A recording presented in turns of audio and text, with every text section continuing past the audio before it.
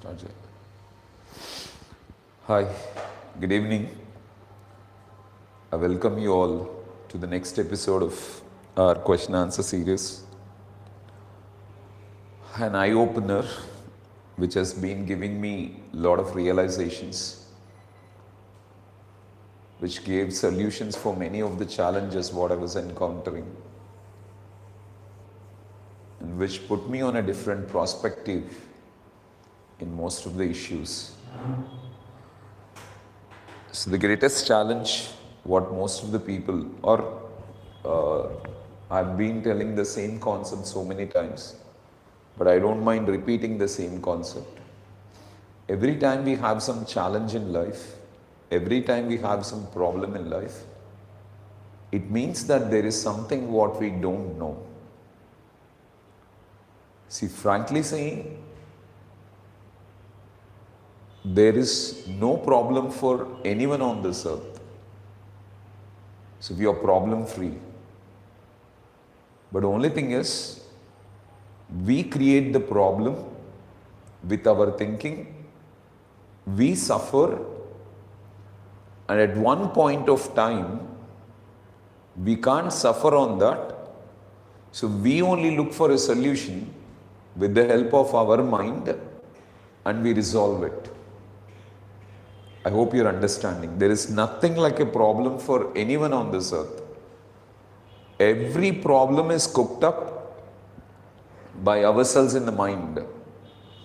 And we suffer because of our mind, because of its thinking. And we again find a solution with our mind, thinking with a different perspective. That's it. But there is nothing like a problem. But in order to understand all this, in order to analyze all this, we need to have some knowledge. We need to have awareness about things.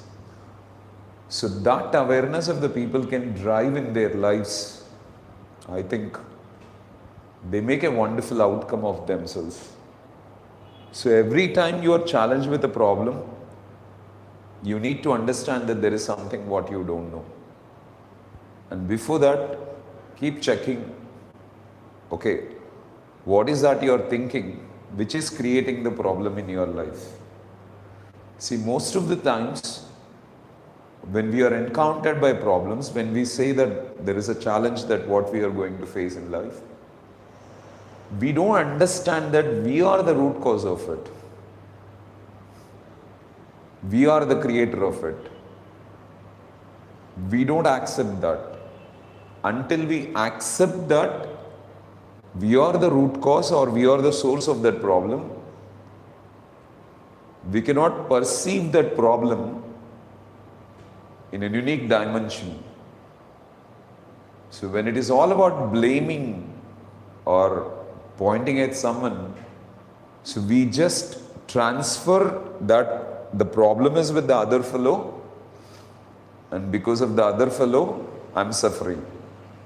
So when you transfer the problem to the other person's account, now you keep thinking that the other person has to change. The other person has to realize, the other person has to do something so that my problem gets solved, which is the most funniest thing on this earth.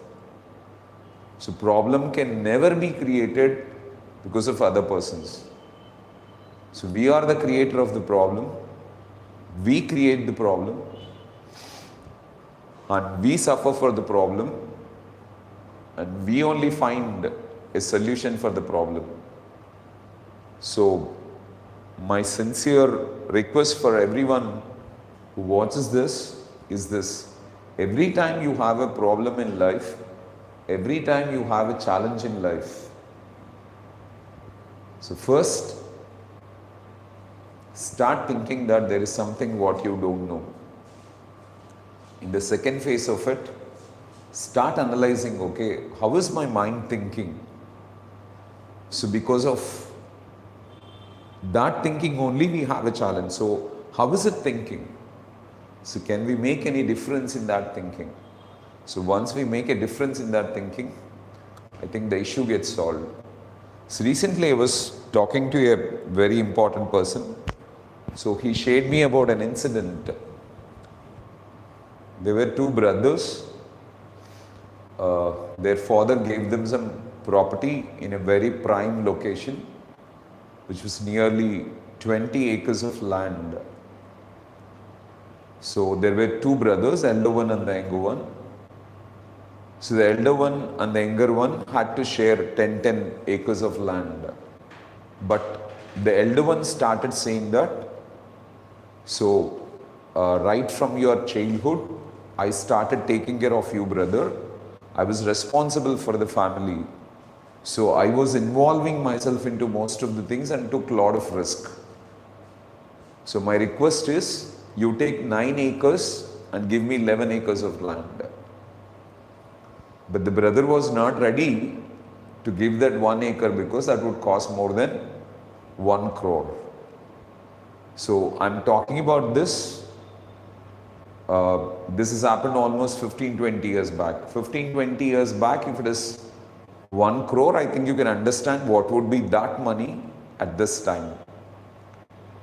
So this conflict made them not to divide the property, and because of this, and the elder brother wanted that 1 acre extra, the younger brother did not want to give that 1 acre. So they struggled a lot for almost 10 years. And after 10 years, they decided that this is anyway not going to resolve. So let's divide it equally, 10 acres. Okay. So if you can understand, all these 10 years, they could not enjoy the richness what his father has earned and given to them. Probably 10 years would be a very crucial time for them at that age, having a family and kids. Probably they must be in 30-35. So 30 to 50 years would be the most crucial time. But they could not celebrate that life because they had some personal conflicts. But was really there any problem? No. It was all cooked up in their mind. So the elder brother wanted an acre extra, and the younger brother did not want to give that 1 acre extra for the elder brother. And in the process, what happened is, one day, the elder brother's hen was roaming on the road, and a person who was traveling by a car hit the hen, and in the process, it was killed. So the elder brother's wife started claiming that the younger brother has done some black magic, and because of that, their hen was killed. And this arose a conflict between them, and they came to a situation wherein they started beating each other, and they went to police station because of that, and they have a rivalry, because of that, and they started struggling a lot. So if you can imagine, so there is no external problem. The only problem that they have within themselves. So either it is because of an ego or an arrogance or improper thinking. So we are not going to be permanent on this earth. We are all temporary beings. We would live here for some time and leave. And at the time we leave here, we need to spend our time happily or joyfully and go, so that we can add some value for people, and we can also add some value for ourselves. I don't think that there is a bigger job for anyone, than earning some money for our requisites and adding some value for ourselves. But beyond this, our egos, so ego is a strategy that enters, wherein we either compare with the other person and think that we are great, or we want to create success. See, success attitude is something like this. We want everyone to fail so that we can become successful. Does that look sensible? I don't think so. So if everyone is happy and if everyone is celebrating on this earth, we would be the happiest one and we can celebrate it more. So slowly understand that Every time you have something to suffer, every time you have some problem to face, so it's all the creation of your mind. So it's all the creation of your mind because of your ego, arrogance, envy, jealousy, or something or the other. So these negative emotions drive a lot of disturbance within us, and that disturbance put us in a lot of trouble. Okay? Nothing else than this. So my ultimate statement is this: every time you have a challenge, so start realizing that there is something that you don't know. First point. And second thing is, every time you consider that there is some problem, don't shift it to the other person, because when you shift it to the other person, you never find a solution. So we will be the creator of the problem. So we have to look from our perspective. What is a mistake I have done? So where am I lacking?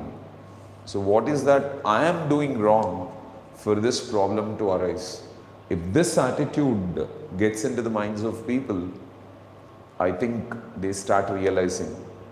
So after suffering, there is no alternate. At some point of life, so like most of the people suffer, and at some point, okay, they cannot suffer anymore.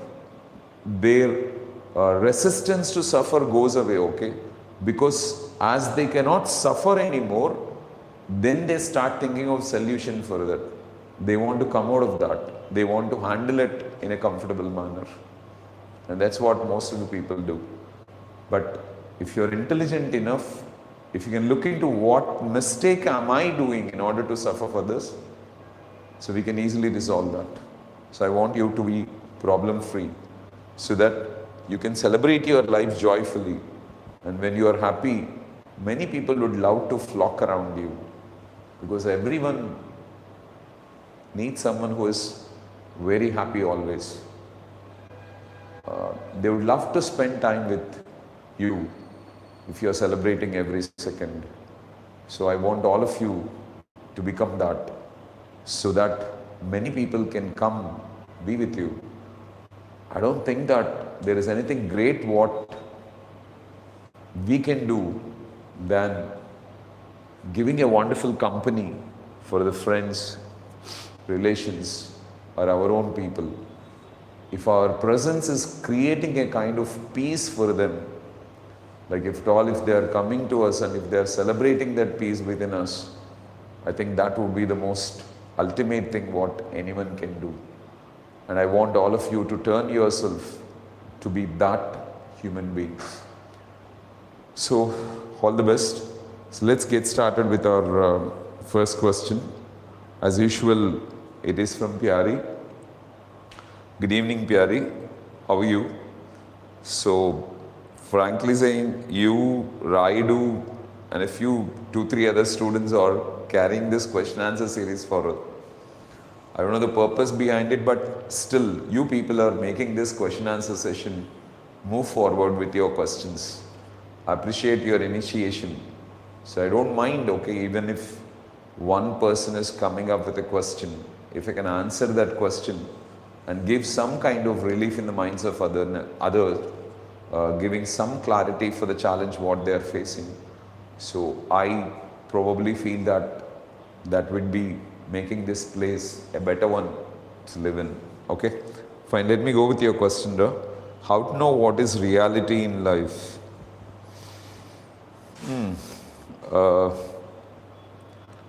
Something challenging and a very different question. Okay, how to know what is reality in life? So frankly saying,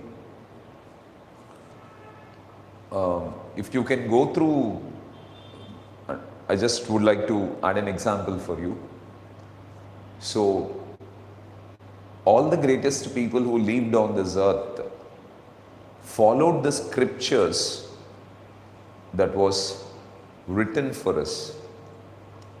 See, there are many books which will be written and they become the bestsellers. And once another book comes into picture, this book is forgotten. Nobody cares for this book. And lakhs of books are being published, and lakhs of books are in the market, which we are experiencing like that. But a few books have become our Bibles, have become the Quran for us, the Ramayana, the Mahabharata, the Adigran, Dhammapala, whatever it is. So these books have set some guidelines to reveal to us what reality is. Probably I'm not very much used to Quran, so I don't know exactly the information that is delivered in Quran, but Quran must be the perfect book to understand what is reality for you, because it is the embodiment of truths. So it gives every gist that a man should experience. It's like when we go through the scriptures, if it is for Hindu, I could have suggested that go through Ramayana or Mahabharata. Actually, our Hindus were given Vedas, Upanishads, and in Vedas and Upanishads, okay, everything was written, what is right and what is wrong, what is to be done and what is not to be done, how a life is to be led, okay. So what should be the process, what are the truths we need to realize and how we have to lead our life. But if you are not able to have access for Upanishads and Vedas, okay, then we have an option of going through Ramayana or Mahabharata, because in these scriptures, there is a huge coverage of Upanishads and Vedas. And you can take, like in Ramayana, you can take the character of Rama, who lives by that reality, who lives by that principles. So right from the Ramayana, he starts doing the right things. He starts following the reality, whatever is good. And when we observe the life of Rama in different situations, we'll come to know about it. So even if I can add an example about Muhammad, which I've experienced from a beautiful book, okay, it would be helpful, I suppose. See, Muhammad asked everyone to earn on a daily basis, and whatever is needed for you, you keep it, and the remaining you donate it to someone or the other. And in the process, when Muhammad was in his final days, so he was suffering from some health issues. During that time, he did his work and came home. And at night, he was not able to sleep comfortably. So around 11:30 or so, he called his wife and asked, "Did you do any mistake?" So his wife said, "Why you're asking this?" "No, I'm not feeling comfortable. I find a kind of disturbance within me. So I'm not exactly knowing what is the reason for it. Okay, that is the reason why I asked." So she said, "Yes. I have kept some gold coins. I have saved some gold coins so that if any emergency comes in the middle of the night, so we need to give for the doctor. So that is the reason why I've saved some money." So immediately Muhammad says that, okay, give that money to someone outside. So his wife says, "We are in the middle of the night. So we will not find anyone, okay, begging outside. We can't give it to anyone. I'll give it in the morning, no issue, you sleep." But Muhammad says that, "No, open the door, go outside, there will be definitely someone, you can donate it to somebody and then come back." So she takes that money, she opens the door and definitely sees a person, so staying at a far distance. And he goes to him, donates that money to him, and then comes back and finds Muhammad in lot of peace. So his disturbance is gone. Then they go to sleep. See, understand this logic. He wanted us to earn or live our life in the present always. So he wanted us to get detached from the past life and never to bother about future, because God is going to take care of the future. So we are not supposed to worry about future. See, we can only, see right now, I can only answer the question what you ask me. I can only do this question answer session. I can only think about the future, but I can never do anything about the future. I can only do something in the present. So we always should focus on what is that we can do in the present. So how to lead our life completely in the present. So Muhammad, through his, what I can say, living his life, he showed to the world that, okay, this is how you have to lead it. You're not supposed to bother about the future and save your money. That's going to create a lot of problems for you. You should always focus on the present, leave it in the present, and whatever the excess you have to donate it to somebody and go to bed in peace. So when we go through the life of Mahatma Gandhi, when we go through the life of Mother Teresa, these people are all embodiments of this epics what we have. They led their life. Even Mahatma Gandhi, when he was asked to give an interview to a reporter, he just said, he was asked, okay, what is the message that you want to give to this world? Mahatma Gandhi just said, my life. I'm leading in a manner that teaches the world how to lead their life. So he led all his life in truth, in peace, in non-violence, and proved to the world that these are the principles with which a man has to live. And that really made the whole world to transform and drive into the process of peace. So any greater person, see, even you can take some episodes from Ramayana wherein Rama, after killing Vali, so he can immediately order Sugriva to come with his army to go in search of Sita. But Rama doesn't do that because he knows that Sugriva has been struggling all the way outside his house, staying on a mountain, okay, not having proper food and comfort. And that too, it was a rainy season, and during that season it's very difficult to travel long distances and go in search of Sita. So that is the reason why he asked Sugriva to go and rest for almost 3 months. And in the process also, as he was in exile, Sugriva asked Rama and Lakshmana to come and stay in his kingdom wherein he can have that comfort.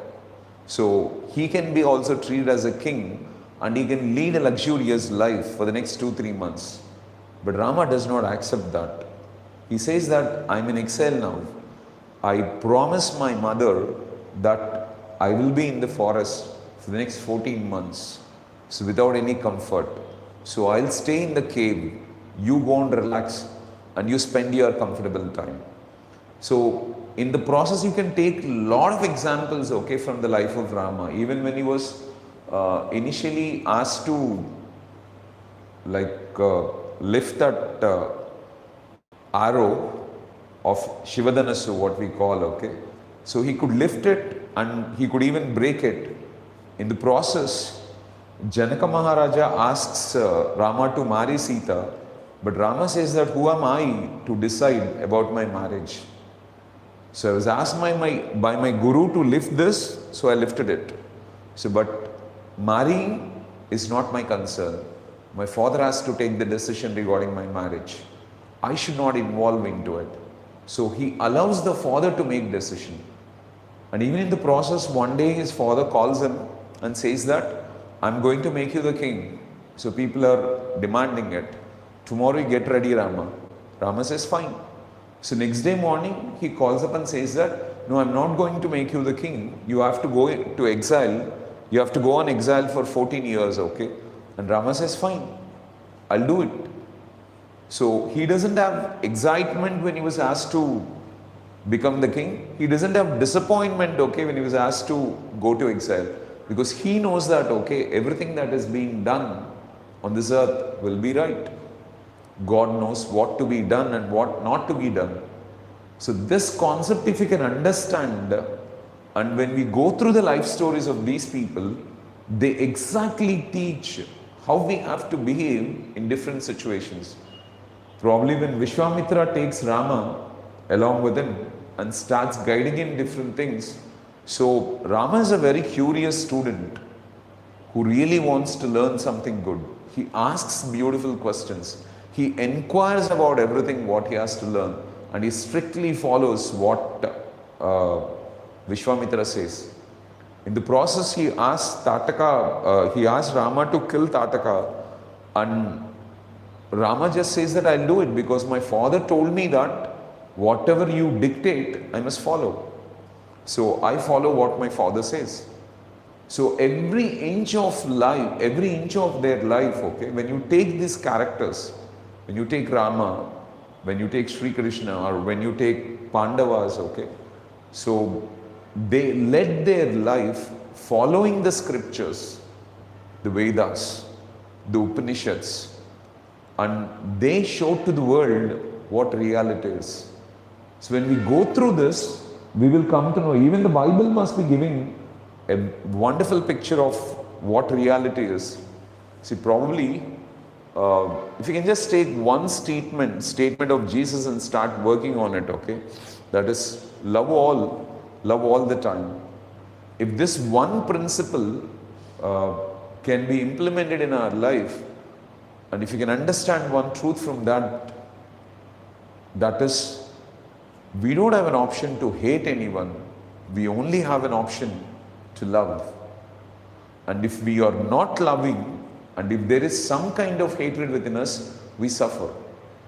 Our hatred troubles us, and God is giving punishment for us because of our hatred. Means we don't have a right to hate anything on this earth.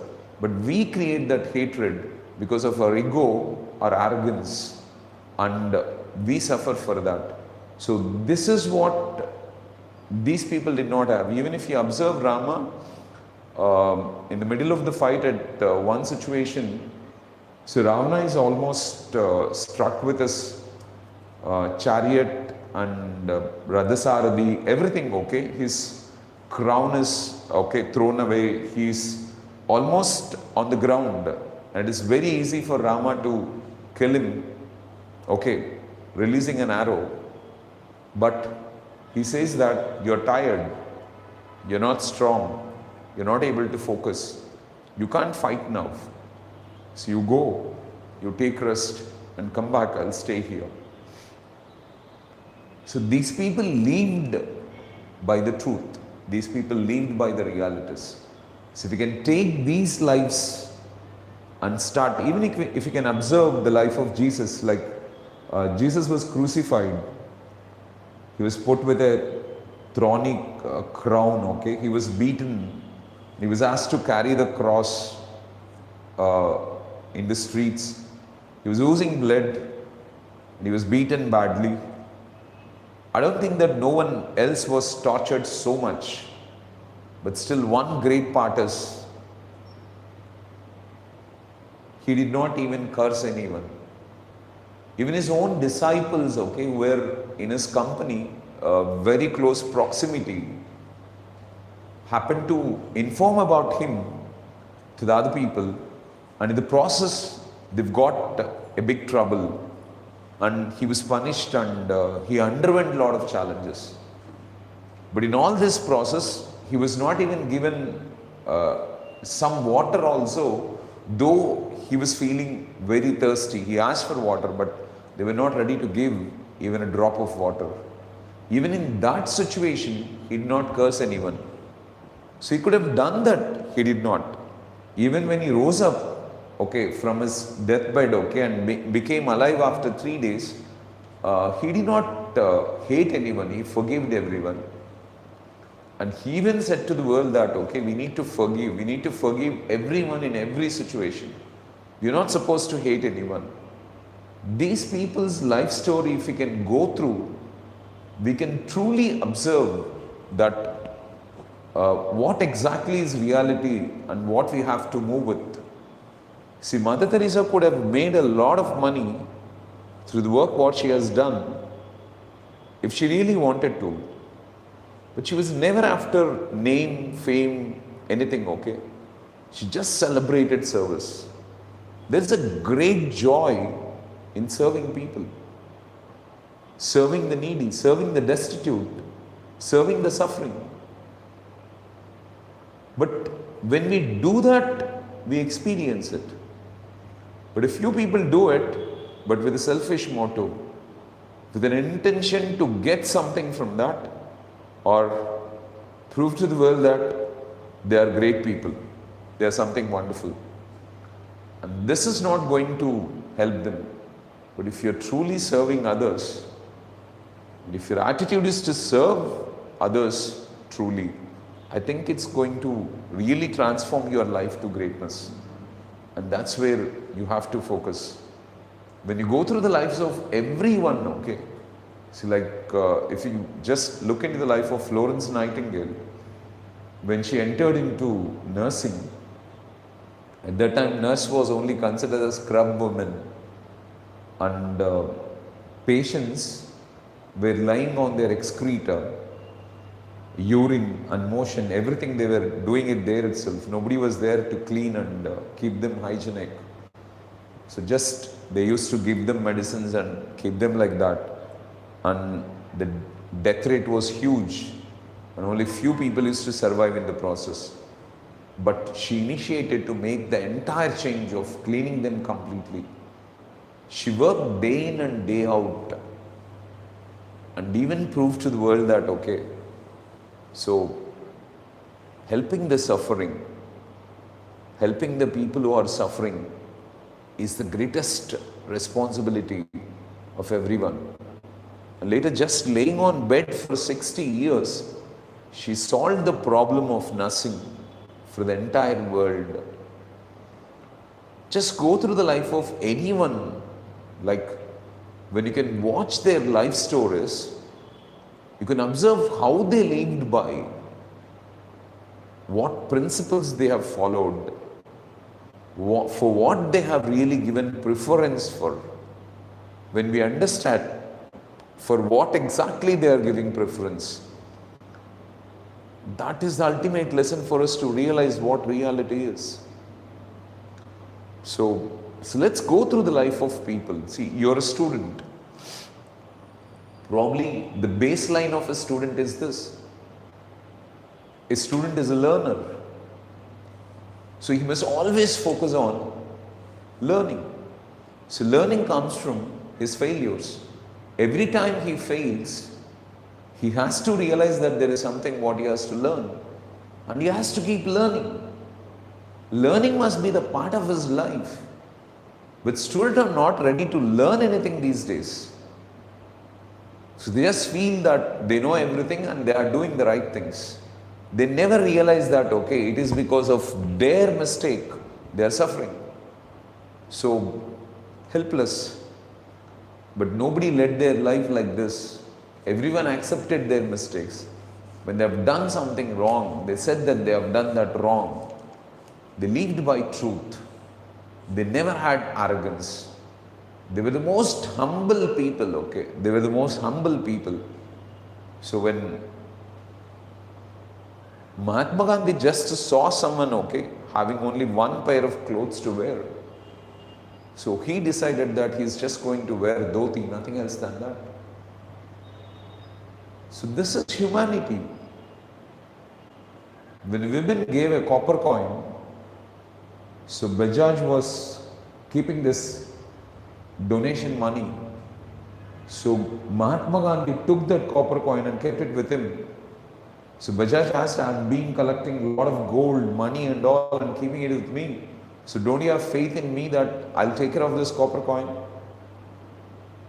But Mahatma Gandhi said that everyone has given something from what they have. There is something what they have, out of that they have given a small portion of it. But the old woman, what all she has is just that copper coin. But she gave away that copper coin, what all she has, because she wants the nation to be free. She wants to see India as an independent nation. And when she is giving that copper coin, though she has only that copper coin and she is ready to give away, that has a lot of value. They recognized what reality is. They realized, okay, they understood the truth and they lived by it. So we can go through the life stories of these people. See, Mahatma Gandhi never in his life ever preferred for any position. He did not want any position. All he wanted to do is serve the nation. Even in order to understand what India is, what strategy is really going to work in India, Mahatma Gandhi walked around the villages of India through the length and breadth of this country for almost 12 long years to understand what India is. So they did the right things. So Vivekananda, Ramakrishna Paramahamsa, go through the life of any great person, okay? They proved to the world, or they showed to the world, okay, what reality is. Alexander, he just revealed to the world, okay, these three simple principles, okay, that is, put my hands outside, let the doctors who treated me carry my dead body, and let all the germs and jewelry and gold coins that we earned from winning over the kingdoms, okay, be thrown on me. So if you can observe what exactly Alexander wanted to pass to us, okay, we can understand the reality. So Alexander, after winning half of the world, he declared to the world that I'm the biggest failure on this earth, because I felt that attaining success, or we can be happy by conquering the external world. But I never realized that I need to conquer the desire that is creating some kind of aspiration within me that wants more and more in my life. So if he has conquered the desire, he was a happy man when he was 7 or 8 years of age. But as he did not focus on the desire that is coming up within, and started thinking that, okay, if he starts earning everything in the external world, he is going to be happy. So he had to suffer and undergo a lot of things. Ashoka had to see lakhs of people dying in Kalinga war in order to realize that no more wars for power, because it's creating a great damage, okay, for the nation and the future of the nation. So every incident, okay, from history that the great people have lived by is a reality. And we need to follow that. We need to go by it. So when we live by that, okay, we'll be in peace, we'll be in happiness. So we can never create happiness or peace without following the truth. So most of the people are hijacked by their mind. Their mind takes over them. They become the slaves, okay, for their mind. And the process struggle a lot. So just because they don't understand the truth, they don't understand the reality. So explore the world, okay? Go through the life stories of successful people. See how the great people have lived by, how they faced the tough times. So what did they do? What kind of decisions they made? How they thought in critical times? How they withstood critical times? What kind of persistence they had? What kind of patience they had? How they were handling their emotions? Everything. See, Mahatma Gandhi said, when someone slaps you on a cheek, okay, show the other cheek. Don't react. So because he wanted realization in the minds of others, but he never wanted to revolt others. See, ultimately, when there is someone who bears, we show our ego and arrogance. But if there is someone who does not bear, we keep our mouth shut and compromise for everything. So it is our ego, it's our arrogance that makes us to behave so. But we don't understand the reality. So become humble. So be the most humblest one on this earth. For a person who is very humble, who thinks that I'm nothing, so whatever that is happening in my life is happening because of God. There's nothing what I can do. If you can observe, okay, anyone who is very humble, he just always gives the credit to someone or the other. He never takes the credit. So if someone says that you're working so much, it's all the grace of God. God is giving me work and I'm working. So he never feels that he is doing it. He never feels that, okay, he is the creator of everything. He never feels that he is something great. He never feels that he has some position. Whatever that he is experiencing in life, whatever he has in life, so he realizes that it's all because of God. He has given me a job, he has given me a task, he has given me a responsibility, and I need to do his job perfectly. That's it. So just observe the life stories of everyone. Watch yourself. Observe yourself in every situation wherein you're able to maintain peace, and the situations wherein you're not able to maintain peace. If you can hold on with the situations wherein you're able to maintain peace and happiness and be a joyful human being, wonderful things will happen in your life. So life is just our creation. So because of our arrogance and ego and all the negative emotions like jealousy, greed and all, we want something, we don't get it, so we become selfish. Other person has it, so we are not having that. That makes us jealousy. And as the other person is having and we don't have that, okay, we develop greed. And these negative emotions suffer us a lot in life. And we keep going on in that. So we don't know whether we'll leave tomorrow or not. We don't know how long our existence is going to be. So we need to shape our lives. We need to celebrate our lives. We need to live it happily so that we can bring that smile in the lives of others. So if everyone in this world is suffering with their own challenges, when are you going to address the problems of others? So if we keep on suffering our own challenges, when are we going to update ourselves? When are we going to bring some change in ourselves? When are we going to realize the truths and lead a comfortable life? So we've got an opportunity to educate ourselves. We've got an opportunity to analyze and realize the truths. So having this opportunity, if we are not able to develop that, how would we become useful for others? How can we play our roles perfectly? How can our role be a successful one, driving some inspirations in the lives of people, if we are not able to handle ourselves comfortably? So the first reality that you can realize is this, pyari, okay? Everything that's happening in your life is happening because of you. You are the creator of it.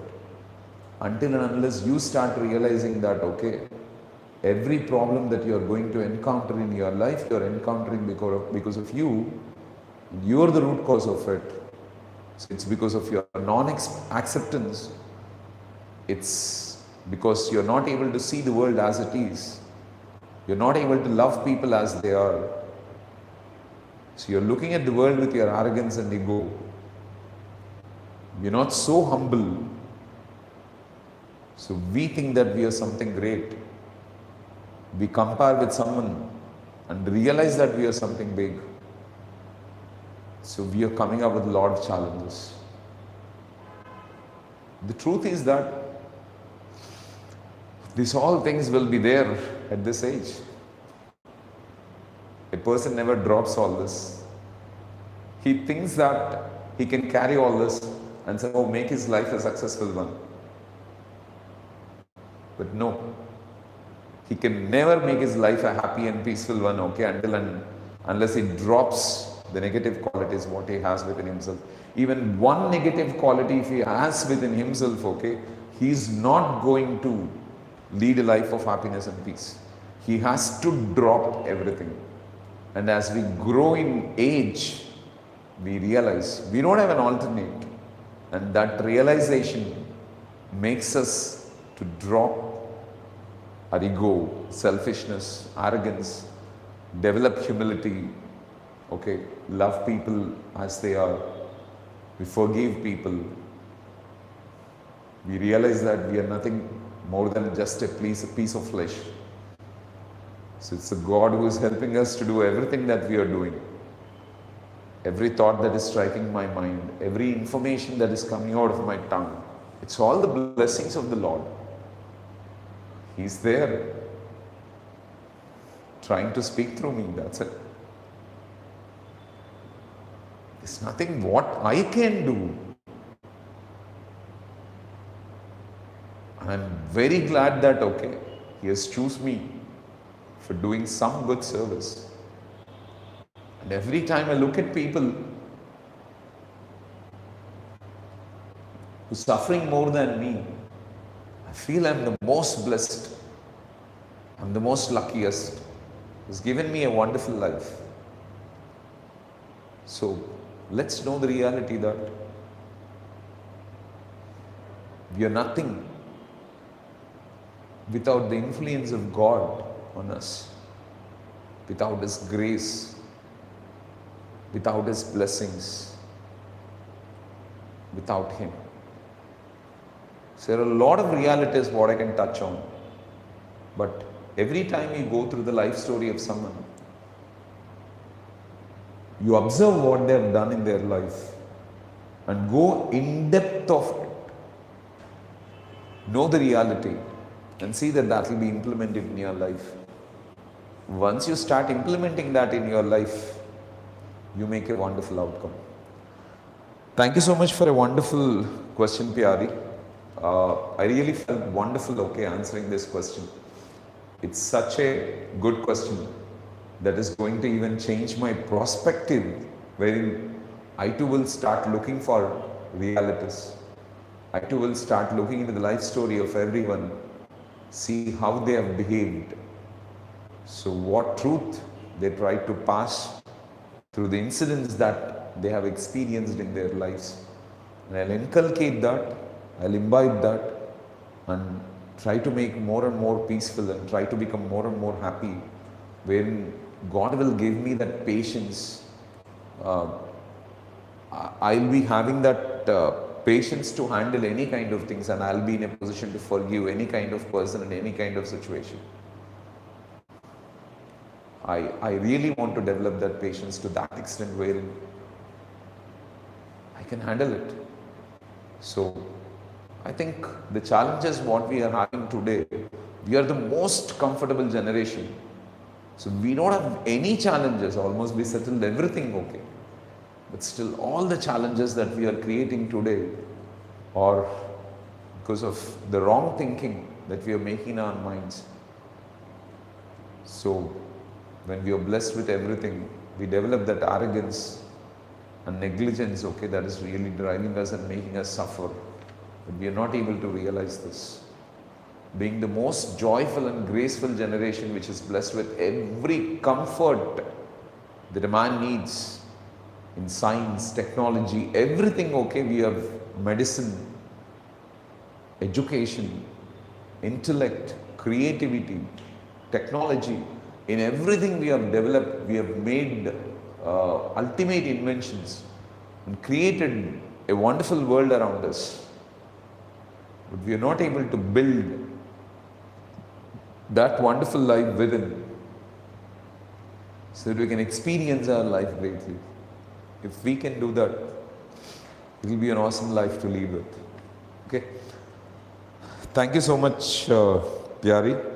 And as I told you, you and Raidu are taking this question answer series forward. I have another question from Raidu. So thank you, Raidu. Thank you so much. For your question. Hosho chepparu akashamlo undu neerula undu raila kaadu. Please explain it.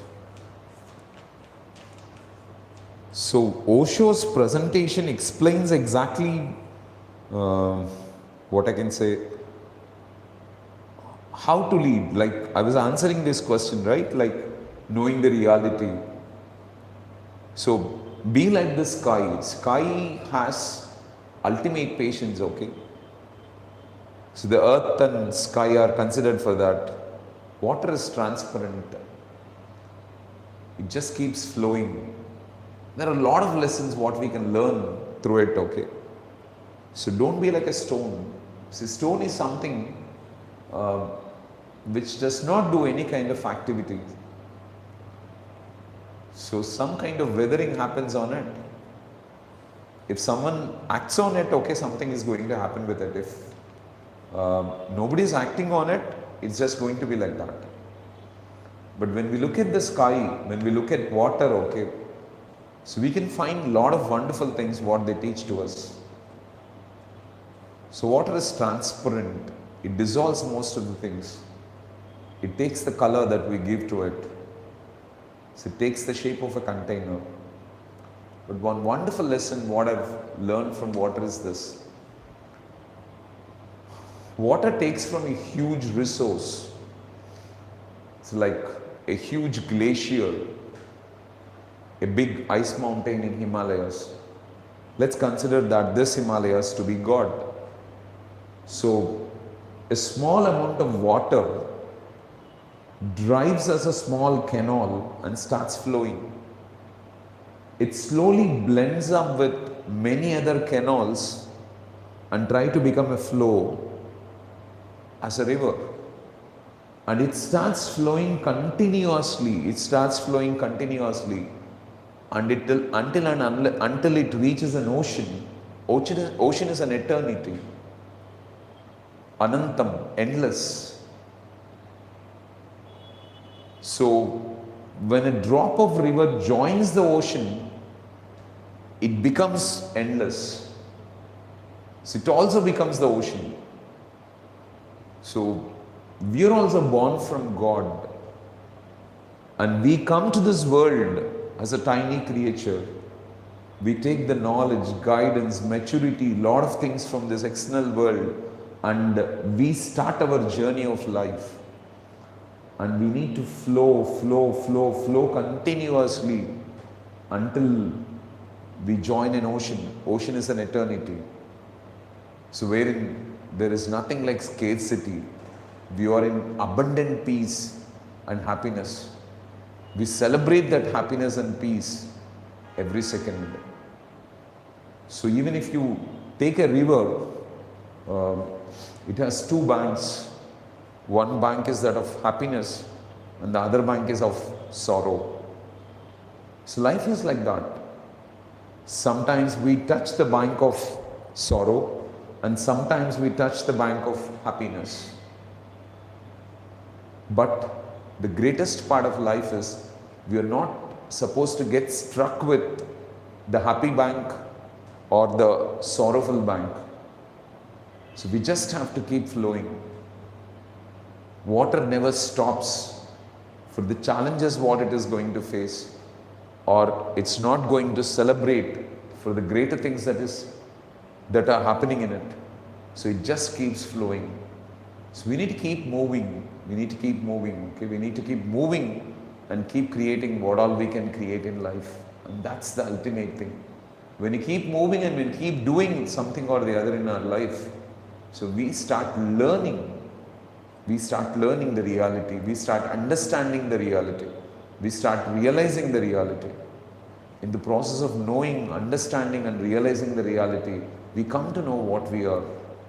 See, the best thing what we can do to ourselves is just let us observe our lives as it is. So exactly what is that I'm doing? How am I behaving? What is that I'm talking? So what's my nature? There is no greater activity or habit what we can do other than observing ourselves. When we start watching ourselves, we understand everything. We will come to know everything. So we should be a change creator. We should keep on changing in our life. Stagnation is death. When change is not happening in us, we are more like a dead body. Dead bodies don't grow. Dead bodies don't change. But living organisms definitely change. And we need to keep changing. We need to keep creating greatness. So I can't exactly answer you the intention with which Osho has said this statement, because I need to get the entire essence of it. But I think I could just narrate something what I know so that it will be useful for you. But you just text me that information, what you have read. If you can send me the whole page or the whole content of that, okay, even if it is 2-3 papers, I can go through it and I can speak to you personally, Raidu, regarding that, okay? I'm not getting satisfaction from my work. How to overcome this feeling? See, not getting satisfaction always happens because we have certain expectations. We want something to happen like that. But don't have expectations in anything what you are doing. All you need to do is, there's something what you need to do, how? And in what manner if you do, you can be comfortable.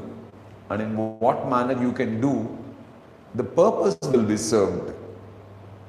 See, mother cooks food, not because it is a responsibility, not because, okay, she knows it, not because someone is going to shout at it, but because she wants the purpose to be served. The purpose is building health in the family, giving the perfect nutrition for the family.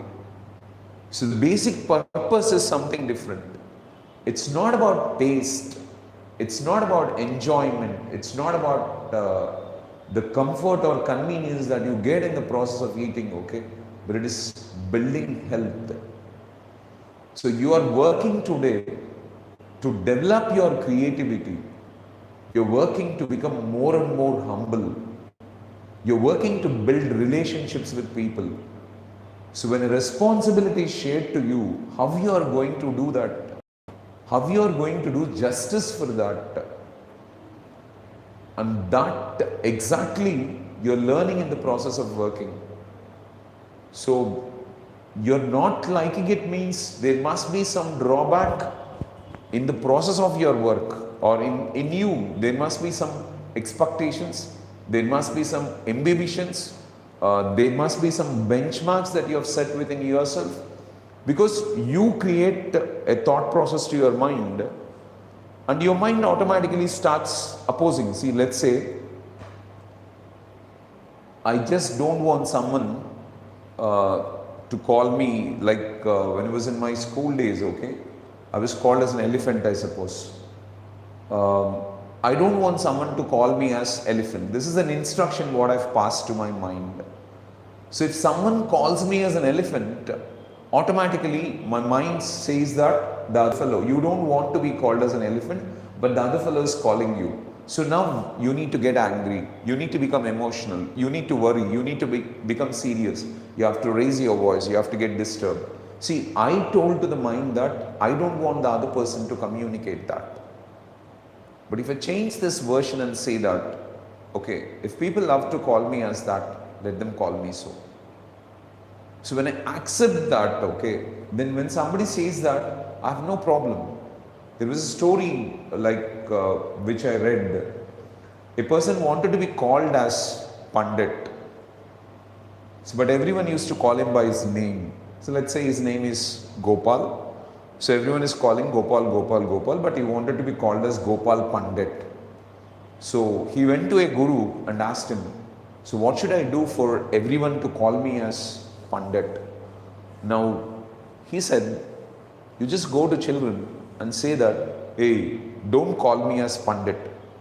If you call me as Pandit, I'll slap you.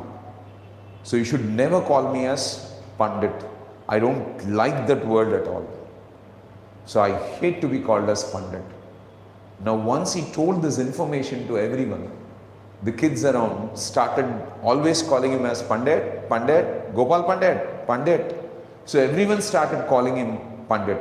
He used to act that emotion of seriousness. Hey, don't call like that, this and all, okay? But internally he used to be very happy. After some time, okay, people started addressing him. They forgot the name of Gopal, but they started calling him as Pandit, Pandit, Pandit and all. And he started enjoying. See the situation here? So we give to the mind an instruction, and when that is not happening, our mind suffers. It's because of our instruction only, but we don't realize that. So don't set expectations. Work that you're doing every day is just to update yourself. Take off the negative qualities in you and fill yourself with more and more positive qualities, making you as an efficient person, a perfect human being, wherein you can create something big in your life. That's it. Or else you can find an alternate, okay? If you really, if you're interested in something, you want to do something, you told me that you are serious about writing group services, group 2 or something like that. So if you want to completely involve yourself in preparing for group services, so do it, okay? You can just involve, you can take the help of somebody financially to support you, and you can involve yourself into that and start updating yourself in such a manner wherein you can clear your group exams, okay, when the next notification comes. I hope you understand this. So, but don't do anything by force, because it's of no use. So your expectations create all the trouble for you. So your worry, your suffering is all because of the instructions what you gave to your mind. Just change them. Situations will change, I suppose. Hope you got it, Raidu. Thanks a lot for your question. Sagar, good evening, men. Thank you so much for your question. Do you believe every decision we make leads to our goodness?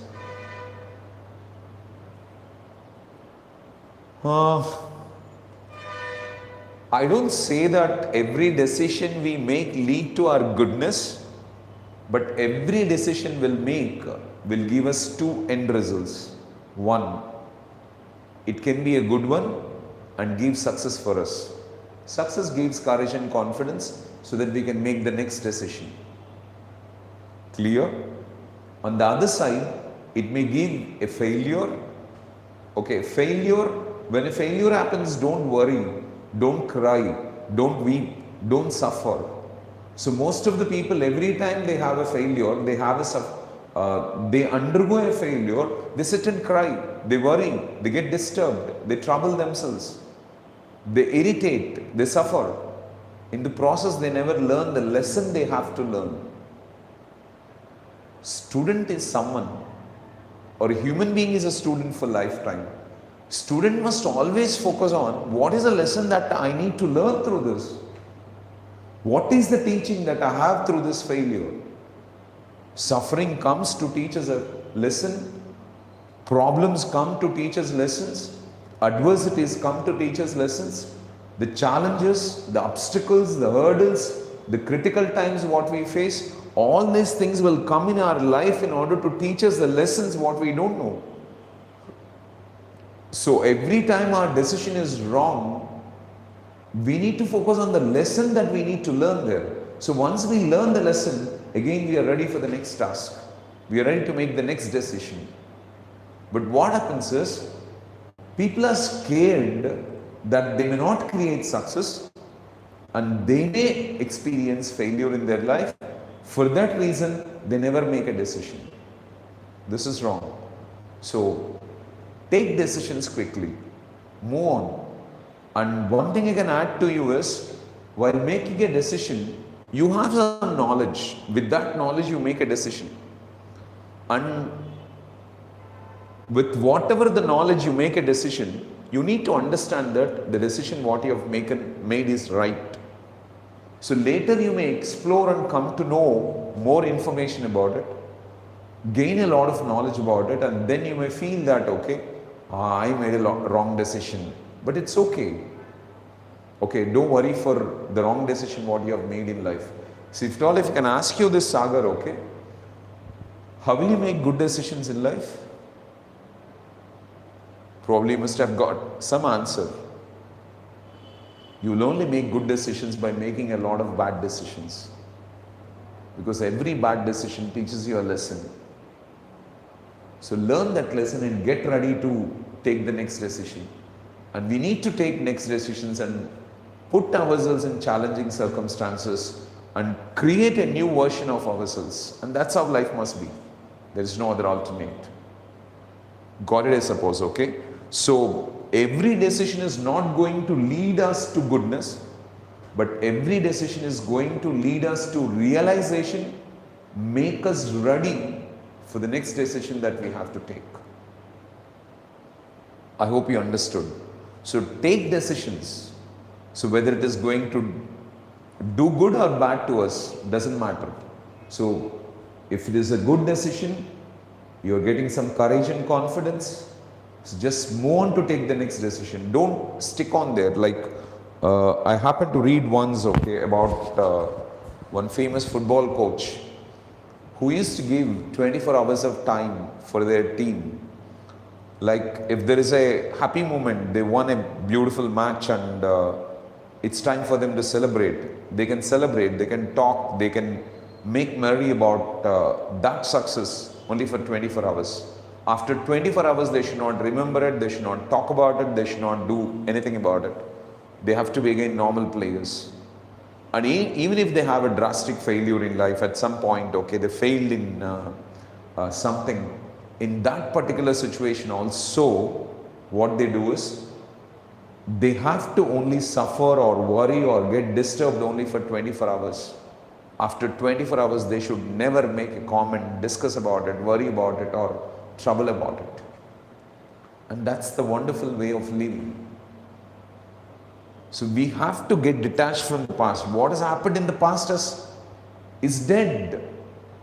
What is the lesson you need to learn from that? You learn it and leave it, that's it. And future, we can never do anything about the future. Because future is all in the imagination. It's all in the thoughts. There is something what we can do in the present. So focus on the present. Do what all you can do in the present. Do the best work what you can do in the present. And by doing the best work what we can do in the present, okay, you are really going to do something wonderful with your life. I hope you are understanding. So there is no problem even if it is not leading you to goodness, but it is going to create a new version of yourself. You are going to bring some change in yourself. You are going to definitely derive some awareness and become a better version of yourself. So make decisions. Don't hesitate to make decisions. Even Jack Ma once said that, okay, face all the practical challenges what you can face. Handle as many critical challenges as you can, okay, before you are 25 years of age, so that you will learn all the lessons. So even Mahatma Gandhi once said that when we are not giving an opportunity for a child to fail, then we are not giving him freedom at all. See, because failures teaches us the lessons that we need to learn. So let failures be there. Let setbacks be there. Don't worry about it. And your next question, Sagar, is can you give me one sentence that gives depressed person hope and intelligent person comes to know it is not emotional? Can you give me one sentence that gives depressed person hope? Okay, let's break the question to this. An intelligent person comes to know it's not emotional, okay.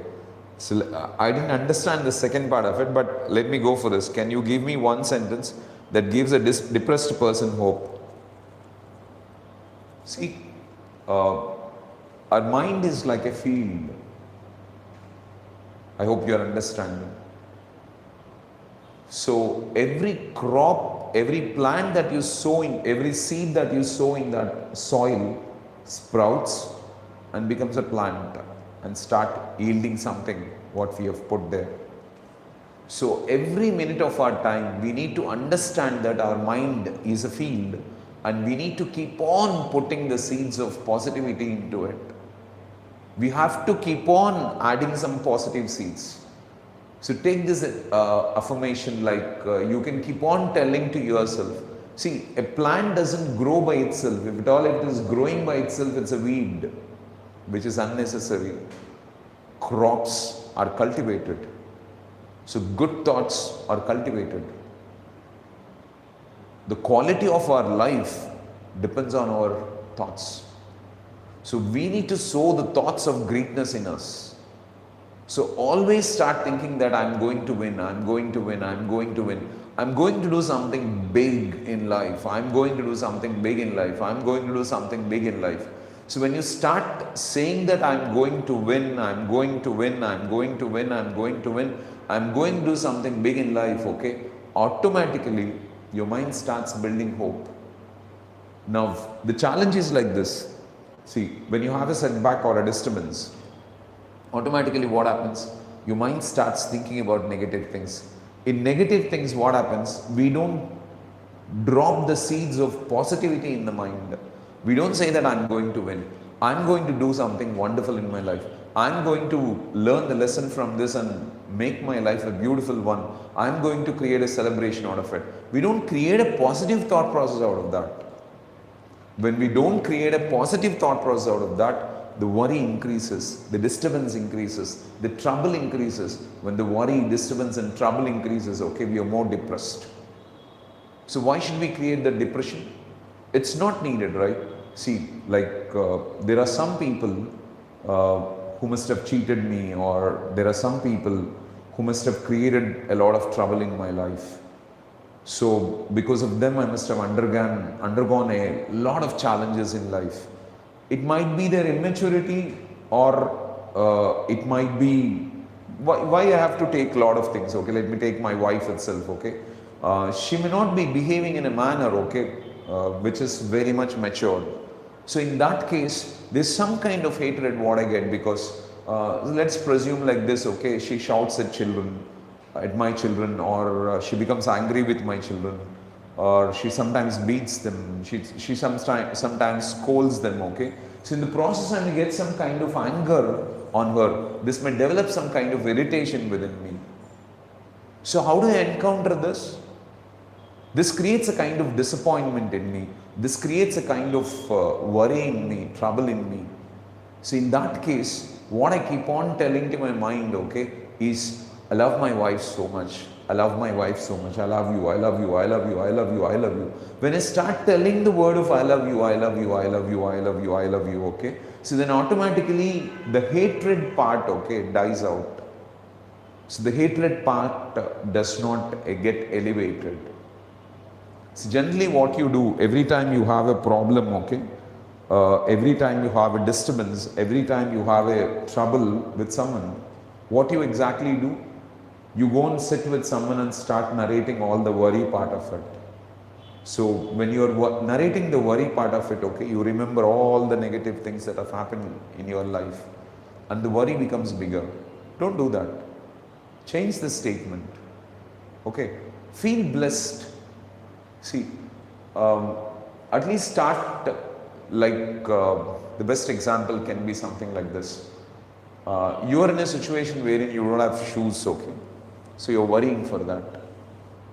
So instead of worrying that I don't have shoes, I don't have shoes, I don't have shoes, everyone is having shoes, everyone is wearing a branded shoe, okay, everyone is enjoying wonderfully their walk, okay, with their beautiful shoes. So instead of creating these kind of thoughts, okay, start creating a thought that, okay, there are a lot of people who do not even have chappals. At least I'm blessed with chappals. I'm really grateful to God that He gave me chappals. So become content and be happy with what you have. Then you can work and get shoes in your life. But if you start worrying that everyone is having shoes and you don't have shoes, okay, because of that you develop greed and jealousy within you and selfishness within you. This makes you to worry a lot, and in the process you never work. When you never work, you will never get shoes in your life. See, even if you don't have chappals in your life, okay, don't worry that everyone is having chappals around you. So look back and see, there are many people who do not even have legs, and you have legs. So when you start thanking God because you have legs, then the worry of not having chappals doesn't come into picture. Hope you are understanding. So put a positive statement every time. See, Napoleon Hill said one beautiful sentence that every adversity comes with an equal or greater opportunity. Every trouble. See, everyone who troubles me in my life, I consider them as my gurus. I consider that they are going to teach me certain qualities what I have to develop. They teach me patience. They teach me the power of forgiveness. They teach me ability to understand the core of people. They teach me to understand the mindset of people. So everyone who troubles us is a guru for us. All you need to do is only one thing. Create a positive sentence and start telling to yourself that it drives some kind of hope in you. I think the best thing can be, I'm going to do something big in life. There is one sentence, okay, which has really changed my life totally. After reading that sentence once, Sagar, I just sat calm for a pretty long time and could realize the greatness. What is that is? You're thousands of times more powerful than what you think you are.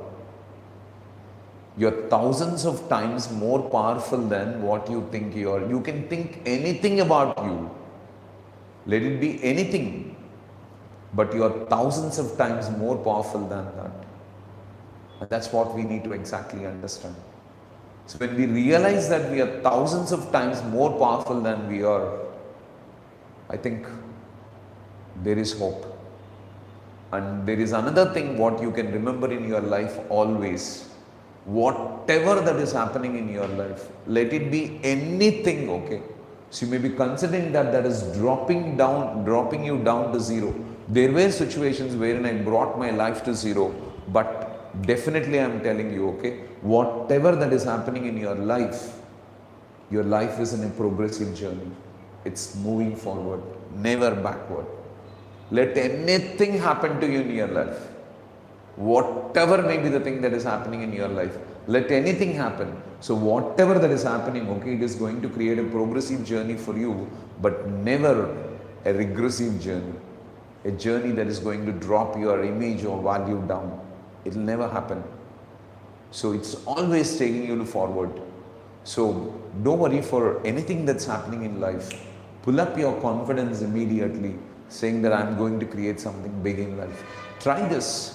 So imagine that you're dropping one seed in a soil and that seed is sprouting, okay? The more and more number of seeds you drop in the soil, the more and more crop you cultivate.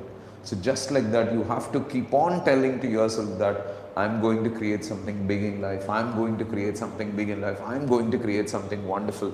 I'm going to become, okay, a miraculous person, okay? I'm going to be a celebrity. I'm going to be the greatest. I'm going to be the most wonderful. Pick up some sentence of that kind, okay? And every time you're in trouble, every time you're in a challenge, okay, your mind will be coming up with all the negative stuff. But still, okay, start narrating the statement that I'm going to win, I'm going to win, I'm going to win, I'm going to win, I'm going to do something big in life, I'm going to do something big in life. Okay, whatever that's happening in my life, okay, it's for my good. And definitely that's going to create something wonderful in your life.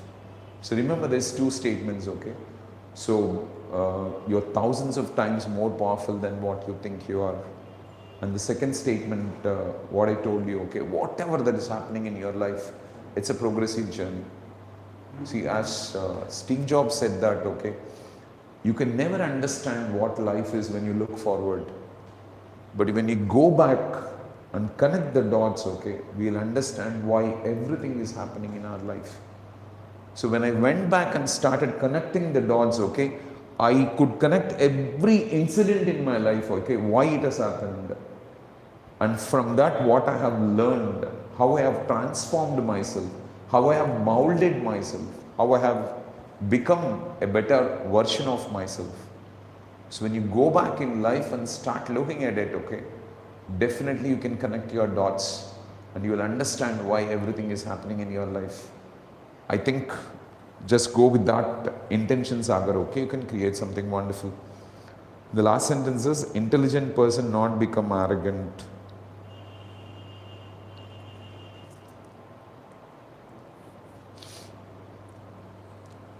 Normally in life, okay, first we lead our life through emotion. We don't have any knowledge. We just have an emotion. It's like a child when it sees a candle glowing, it's bright, and immediately it gets attracted to it, and the child starts moving towards it. It doesn't have any knowledge that okay, it is going to burn its hand, but the child moves. It's because of an emotion. But slowly as we grow in life, okay, we gain some kind of knowledge that if we touch it, it's going to burn our hands. So we are driven by knowledge. When we are driven by knowledge, the emotion settles to 50%. Okay. After some time, what happens is through our experiences, like implementing the knowledge what we have developed in our life, so we come to a stage wherein we use our intellect. Okay, intellect is like we know what is right and what is wrong because we have experienced it. Now our emotion still settles down. Okay, our emotion part will be only 25%. Okay, in the first phase, we lead our life 100% by emotion. So when we are not given even an ice cream, okay, we feel so bad about it. But as we grow in life, okay, knowledge comes into picture and we realize that that is not that much important. So emotion becomes 50%. We worry, but we have knowledge that gets convinced. But as we still grow in life, okay, when we experience a lot of things in life, our intellect comes into picture wherein emotion settles down to 25%. So emotional role will be less, but we use intellect and we realize that this is the reason why it is happening. And a bigger stage wherein emotion totally dies out is a state wherein you are in awareness state. So you just spectate everything. You just keep watching everything. And you just don't involve yourself into anything. You don't react for anything. You don't respond for anything. You just keep your mind calm and just observe what everything is happening. That is a state of awareness wherein you will never have any kind of emotion. However the other person is behaving, whatever they are doing, whatever they are talking, whatever they are involving, you will never get troubled because of that. So because you are in a state of awareness, you don't have any kind of emotion within you. So we have to grow ourselves to that state. Okay. So arrogance is an outcome of ignorance, not having knowledge. So when we don't have knowledge, we exhibit arrogance. See, we are nothing but a piece of flesh. We compare with someone and think that we are great. We just create certain situations and consider that we are great. But we don't realize that our life itself is a donation of God. So it's a loan that we have taken from God. And the air we breathe to survive, the water we drink, the food that is getting digested within us, the voice that is being expressed, the thought that is coming up, the energy that is flowing within us, everything, okay, is an outcome of the gift of God. So we're just nothing without the support of God. So lack of knowledge drives arrogance within us. Okay, when we are arrogant, what happens is we don't distinguish what is right. We don't realize the truth part of things. Okay, and we behave in a senseless manner. See, when we see some people who are very emotional, they are emotional because they don't have any knowledge. Just for nothing, they keep shouting. And lack of knowledge even drives some kind of arrogance within people. So, I did not get your question, Sagar, exactly, but whatever it is, okay. His intelligent person not become arrogant, okay. When you have intellect, okay, that is an experiential outcome of something. We never exhibit arrogance. So we learn something, we gain some knowledge on certain things. And through that knowledge, we think that we are great just because we scored something more from others than others, just because we have some more money than others, just because we are a bit taller than others, just because we are a bit fairer than other, just because we are a bit smarter than other, just because we are having a bigger house than other, just because we have a costlier bike or a costlier car than others, just because we are becoming more and more successful in our education, we consider that we are great. This creates arrogance within us. And the attitude to succeed drives arrogance within us. Okay, but a knowledgeable person realizes that, okay, there is no way you can compare with others. If you don't compare yourself with others, there is no way you can say that you're great. Understand this. You can say that you are great only when you are in comparison with someone. So when there is no comparison is there is no question of greatness. When there is no question of greatness, there is no question of arrogance. But an intellect person, okay, a person with an intellect who understood, he has experienced knowledge and realized that this is how it works. So he is an intellect person, okay, he does not exhibit arrogance. But the people with knowledge, wherein they are 50% emotional and 50% with knowledge, they exhibit that. So I don't know whether I exactly addressed your question or not, Sagar. But if you have not got clarity about it, okay, please don't hesitate to call me or text me out, okay. We can discuss on that and resolve it, okay. And thanks a lot for your question. So take care, okay. Thank you so much, all of you. It was a great time talking to you, answering a lot of questions. Thank you so much. Keep going. Keep celebrating your lives greatly. Celebrate the love in you. Thank you so much.